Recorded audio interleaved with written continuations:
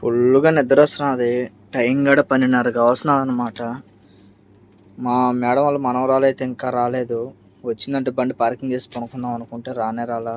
Full నిద్ర వస్తున్నది. ఎందుకంటే డ్యూటీలు ఎక్కువ వల్ల కూడా పగలగడ్డ అస్సలే పనుకోలేదు అనమాట. ఫుల్ నిద్ర వచ్చేస్తున్నది. తిన్నగడ తినలేదు. చూపిస్తా చూడండి. వైట్ రైస్ ఇచ్చారు. వైట్ రైస్ తర్వాత చికెన్ కర్రీ ఇచ్చారు అనమాట. మన చికెన్ చేశారు మధ్యలో. నేను తినలేదు, ఆకలి. మధ్యలో ఇది వేసారు, నైట్ ఇది వేసారు అనమాట. వీళ్ళు వచ్చేది కూడా చెప్పరు అనమాట. ఇప్పుడేం వచ్చినట్టున్నది. వాళ్ళు వచ్చేది కూడా చెప్పదు. వచ్చినాను బండి పార్కింగ్ చేయని చెప్పను కూడా చెప్పదు అనమాట. ఇంక నేను పోయి నా బండి పార్కింగ్ చేయాలి. ఇంటి తిరిగానే బండి పార్కింగ్ చేసేది.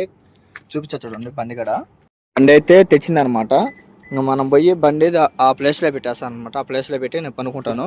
అది పెట్టచ్చు కదా మీరు అనుకోవచ్చు. దానికి చేత కదనమాట పార్కింగ్ చేయడానికి. సేదాగా పెట్టలేదు.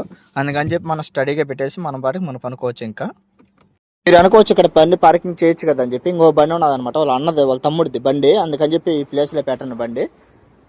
నా బండి అక్కడ పెడతాను అనమాట. మా పిల్లదాని బండి ఎడ పెడతాను. పొద్దున స్కూల్కి పోయేప్పుడు నేను లేట్గా వెళ్ళేస్తాను. అందుకని చెప్పి నేను ఇక్కడ పెట్టేసి అది వెళ్ళిపోతుంది అనమాట. వాళ్ళని అడిగి పర్మిషన్ తీసుకుని అక్కడ పార్కింగ్ చేస్తాను నేను ఆ ఇంటికి వాళ్ళని.